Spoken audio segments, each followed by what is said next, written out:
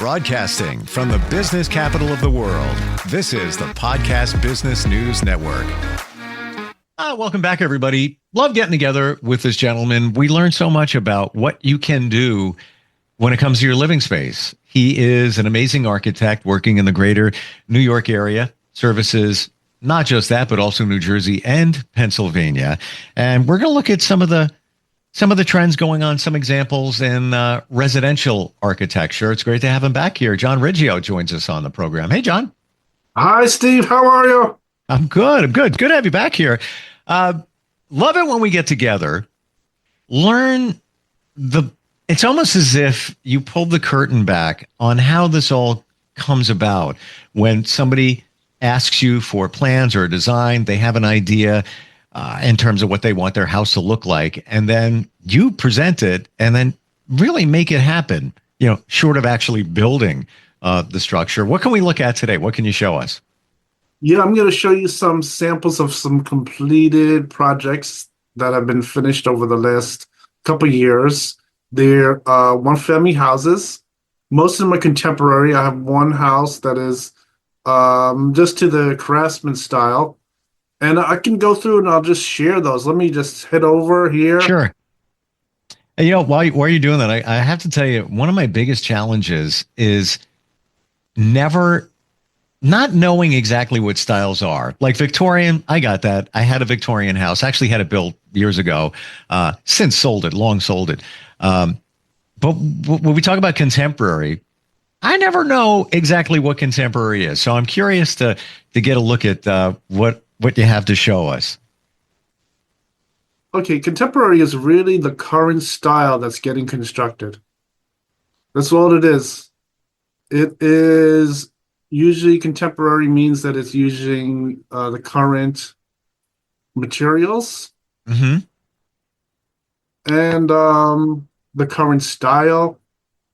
So when you Also say current style, is, let's look at that for a moment. Current style. So let's say a house was built 40 years ago, just making hypothetical picture here.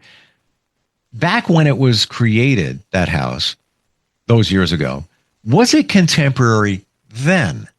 You understand where I'm going with that? oh, yeah. I think back in like 20 years ago, back in like 1985, a lot of people were doing things with fireplaces and they still had chimneys. And at that time, people were just starting to switch over to metal flue chimneys.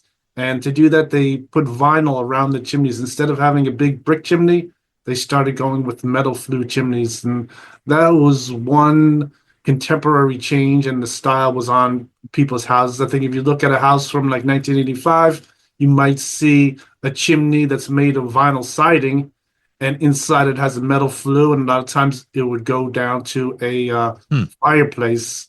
So that was one thing that was going on in about 1985. So, all right, we look at that house from 1985. Just, we're not actually looking at it, but let's say in our mind we look at that house.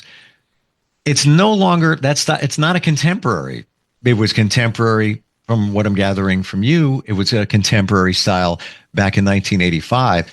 What would you call that house today? If somebody said, "Yeah, what style house do you have?" Or "I'm selling my house." Really, what style is that house from 1985? What would you say that style is? Yeah, what happens is a lot of times historians might take a certain time frame like that, like in the 80s, and they would then give it a name and put it in the history books. And I think I have some books on architecture that show different contemporary styles, and a lot of times they put a name to the style. Okay. So we're looking at one family residential. Tell us about this. All right. So this house is a house that was originally very similar to the neighbor's house on the left side. And what happened here is we took the whole house down, raised up the foundation. So now it has 5 steps into the house. So the cellar is larger. And we built over that whole 2 stories. Wow. So now the house is really at the maximum square footage. It adds a garage to the back. And the style on this house, I could just zoom in. Sure. And you can see here that it has the drive-it stucco on the outside. That's another style that very slowly started to come out of the late 80s. And now the drive-it stucco was made very well. It looks really good, and people like to use it, say, because it has extra insulation value. And then here we have new technology is the thin stone veneer. It's usually a natural stone or manufactured stone that is very solid. It has a thickness of about 1.5 inches, and they can put it right on a wood frame house. It doesn't require any headers or anything like that. And this is a latest technology. I think some things on this facade that are really contemporary and going style is this flat piece over the entrance with the two simple columns. Call it a portico. And what's interesting there is a lot of times there's a peak on that. Last house I had, it was just what you're describing there. It was a peak, but nice that it's not a peak here because then it doesn't block the view of the window behind it, right? Yes, that's exactly what's happening here. And this I have on a few houses is a simple flat roof with a couple columns and the steps here.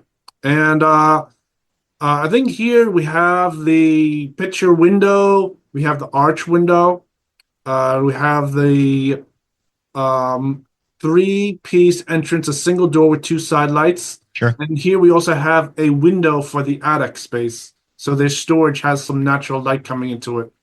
And I think from here I can go to the next. Well, I want to ask you a question about what we're looking at, that house, the one-story contemporary. That picture window, what's going on there? Are there stairs at that point, and is there a chandelier or something? I'm envisioning behind that. What's going on there? Yes. What's happening here is this entrance has a double height space with a very nice chandelier in the entrance area. Nice new LED chandelier. And I think just as far as contemporary styles, the house to the left, you look at it and you would just consider that like a Cape Cod. And this Cape Cod, it already has a small dormer out the front of it just to add some space for some bedrooms on the second floor.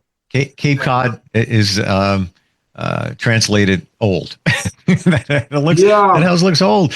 That's like houses built in the 1940s. This neighborhood in particular is very similar to Levittown, Long Island. They has similar type of varieties of Cape Cod houses. Some are on a slab, some have a cellar. So this is a very similar type of houses. What do you call those windows that bump out on your design? Those are just simple bay window. Bay window. Thank you. Okay. Now, the one thing about these bay windows is they start at the bottom, so they add some square footage in the house. You could walk right up to the windows. Funny story. In the Victorian that I had built, it had those windows, and it was in a dining room where the bay window was. And I wanted to put crown molding in that room. Let me tell you how difficult it is when you're not experienced to cut the crown, measure the crown molding, and in that because there's 3 sections of it, piece it together. The angles were always off. I couldn't. Listen, caulk was my friend. I used a lot of to hide the imperfections, but I'm not a carpenter. I figured I'd give it a try back then. All right. Okay, so this is just another picture of the same house. Mm-hmm. This is from the left side looking to the right side of the house. So this has a lot of interesting things on it as far as this design that I put together, giving it some relief on the left side is set back further than the right side, giving some shade and shadow on the house, makes it look nice. I have this little piece of roof over here. And so this here on the house is the driveway where we added the garage to the backyard. So this is nice. Wow. You can have your car in the backyard, put it into the garage, and everyone likes to use their garage for different things, recreation uses, things like that. Sure. So it's a pretty good location for the garage. And this adds on to the house. This house has a somewhat narrow property, but very long. And this provided it where they can put the garage into the back, have the driveway in the back, and next to it I have the deck here on the right side. And just looking at it here, has some new windows on the cellar. The cellar is expanded. Wow. The unit has central air. Usually has these houses, we always put a central air system, one for the first floor, and we put that in the cellar. And the next air system is usually in the attic, and it heats and cools the second floor. They usually have two zones. This works Love it. good so the unit isn't too large, usually maybe a 5-ton unit, and it makes it easy to install. And a lot of people like it because you keep the two zones. Now, this is the entrance area in this house that shows the stair going up and the double height space. And I think as far as this house, that's the end of the photograph. So let me get to the next one. So, quick question. You mentioned the word cellar a couple of times. Uh, is that the same thing as a basement? Or are they different? Or it's just the same thing? A cellar is always more than 50% under the ground. A basement, sometimes you have a basement that might go to like a ground level, Okay. like a split level house, and then you could walk out to the backyard. I So learned even more today. I never knew the difference between the two. It's the same thing as somebody saying, and you being from New York, I think you'll get this, a stoop or a porch. Is that the same thing? yes. A stoop and a porch, yes, they can be used very similar. You can use those two words interchangeably. A lot of times a porch sometimes has a roof over it, and then you have a covered porch. Ah, okay. And that it wouldn't be the same. I've never heard of a cover over a stoop.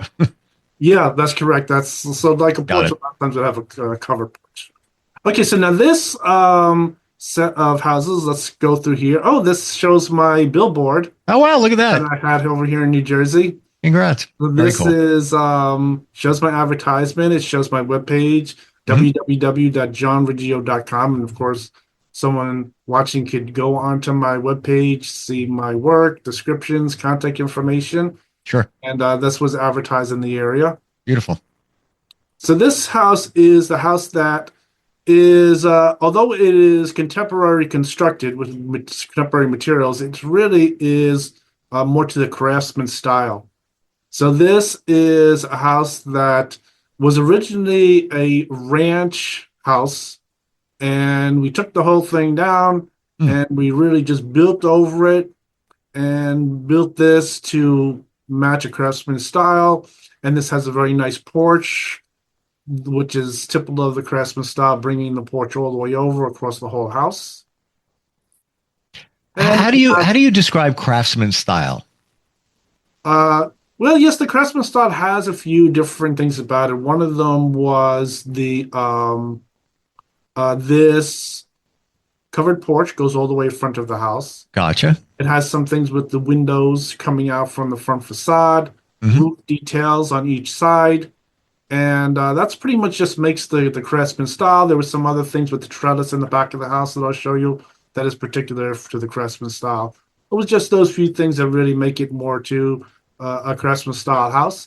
I think from here you could see I specified the TGIs, which are the newest contemporary style structure, and it has these big Versailles beams to make nice wide openings. So that is all new contemporary construction techniques.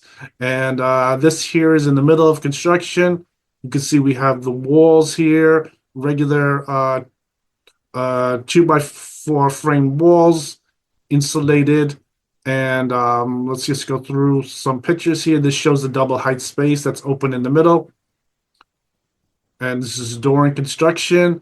This is showing the area in the garage with the nice beam in the middle, supports the wood framing, and above that is the master bedroom. So it has this big 20-foot span. Wow. This has basic two-door openings, and it shows a nice header over there, which provides a shear wall, which is required because of the loads of the second floor. A lot of times you see houses, they might not have any second floor over the garage, and that's the reason why, because it's usually built lighter. But to construct over a garage, you really need to have certain safety as far as the structure, putting in a shear wall, things like that. So this here, and this is just the back of the house. This was a little piece that was existing from the house that remained. They kept this house, this a piece of the addition, and this here is some pictures of the inside that was newly constructed over. You can see that all of the walls are brand new. Everything is ripped down, new floor, whole second floor and roof. And this is just some pictures going through the house. Nice. This is Yep. from the second floor looking down into the front entrance, and it shows that big picture window, shows the doors getting constructed, and it shows this nice beam right across the middle. This is the bedrooms here. It's a new floor, ceilings, has all the insulation in there. And this is some bathrooms. You see they're putting in a custom pan shower. They have a very nice whirlpool tub over here. And so this is a brand new bathroom on the second floor with the ceiling already has the insulation in there. And it has all the new electrical wiring and things like that. It shows the plex piping for the water. So this one isn't using the old copper pipes, it's using the new plex pipe, which is a plastic pipe they've used. And you see it's color coded with hot and cold. Ah, So this here is showing the rest of the house here. when you're providing plans, do you also include the type of insulation? Does it go down to that detail? Oh, of course, yes. Wow. I have to include what kind of insulation, the R value, and I put it on the res check. And the res check does an automatic calculation and gives me a number, and the number has to match their number for the house. And as long as my number is within the requirements, it's good. And it says right on there what percentage it passes by. And I take that report, I print it out, I have to stamp it, I have to sign it, and it gets submitted to the building department. And they do an insulation inspection before the job is signed off. They Wow. take that report, they go on the job site, contractor fills out an inspection form, and they go through each kind of insulation. I think in this also you can see they put foam Yeah. around the windows. Everything has to get completely sealed today. Make sure that everything has air tightness for the most part, so it keeps a good insulation, a good R rating. And this here is showing some different things. It shows the electrical sub panel, and this is looking at the backyard. Okay, so this is the deck in the back. And that's another view of the front of the house. Let's see what we have here. Okay, this is a video of another project. Okay, so let's if you could just go back here. Okay, so this was the Craftsman house. Mhm. And just to go back to here. And this is a nice view from this side. And this was really near construction. I have to get some final pictures of this house. And this came out pretty good. It's a very large house, and it worked out really excellent. So let me go to this next job now. This was another job where the owner made this really big idea. He really wanted the whole second floor to have a big cathedral ceiling. And I worked on this job for them. And it's showing here that it is finished. And it worked out pretty good. Went through some details. I think particularly we matched some details of the original house. I think this original entrance, they really liked this original entrance. They really didn't want to demolish it. And some things on the details as far as like the eaves of the roof are coming over here. And they have a similar detail for that reason. Mm. And this shows here on the right side, we have some very nice windows. What do you find when designing a home? We'll go residential talking now. What are some of your biggest challenges? Well, I think the biggest things to really work on is really one, making all the different spaces work together correctly. I mean, that is what happens. And I think from that experience, really starts to formulate a certain contemporary design. because each project, the owner might want Jack and Jill bathrooms with 2 bedrooms. Then they might want like the guest bedroom. They might want a sitting area. And from each project, if they want the same things, this starts to become sort of like the challenge that you're working on at the present time. Then as time goes on, things might change. Some people might switch to doing like sunrooms or something. And I think that's another thing back in the 80s was doing sunrooms. And what started happening with sunrooms was Yes. trying people having the idea of wanting to heat the sunroom, and you really cannot heat the sunroom. And this issue comes up every once in a while. And so I think these days, after years of experience, I know anything with a sunroom, I always tell them, if you want to heat the sunroom, you have to have it completely insulated. You cannot buy a four-season sunroom that doesn't have any insulation and then want to heat it and legalize it. This is going to become a big problem. This is very simple. Either you have to have an insulated room, you could have more windows, and then but then to heat it. If you don't want to mind the heating and you want to have like open screens, you can do that without any problem. It's just not heated. But then there's, of course, to do all those things, you have all those different requirements of coverage requirements, separate requirements. If you heat the room, it becomes floor area. Then the taxes are going to go up, and you have to watch if you're not exceeding the zoning code on the floor area. It gets very technical, and I dealt with this. Last house I had, they had a sunroom put on maybe 15 years before I bought the house.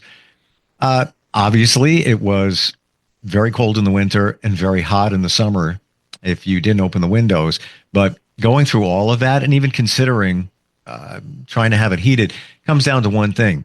A heated four-season sunroom, to me, is called an extension. Just get an extension put on your house. And yes, it opens up all kinds of worms, or, when it comes to taxes and all of that. But, unless it's fully insulated and done like it's literally part of the house, it's never going to be as warm as you want it to be.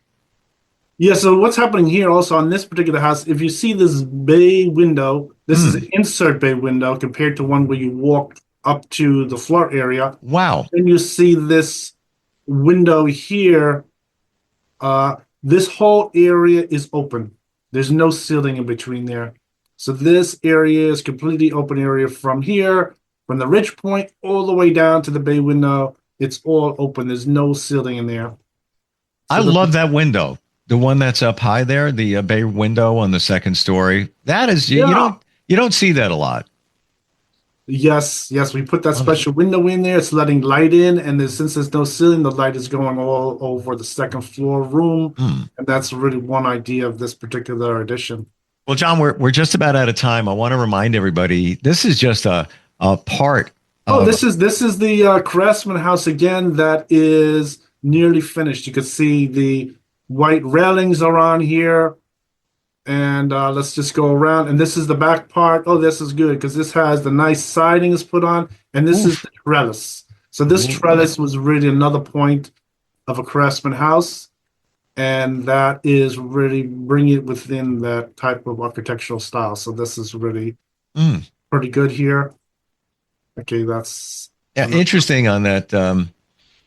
On that view of the backyard with the trellis, the roof is done in wood, but it looks like it's PVC for the railings and the rest of it. Well, I think, it's PVC, but it's probably has wood in there. Yeah. You can't really rest a piece of wood on PVC. That is allowed. It has wood, and it's just clad with PVC over it. Yep. Fantastic. Love them. love your visions. Love your designs. It's all, if you want to see this and more, John Riggio, RIGGIO.com. Great having you on here again, John. Thanks for sharing today. I really appreciate it. Learned a lot. You're welcome, Steve. It's good talking to you. You too. We are coming right back.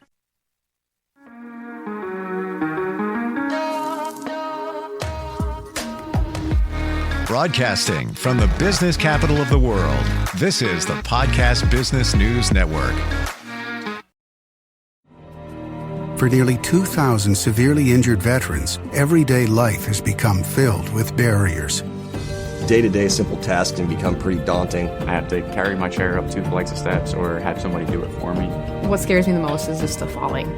When I'm struggling with my house, I think, to have that one great barrier just knocked down, it's crucial.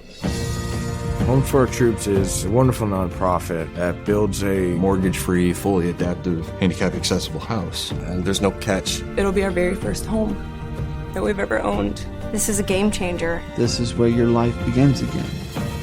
We need you to join us in completing this important mission. Please visit hfotusa.org and help build homes and rebuild lives. Because of you, everything's going to be okay.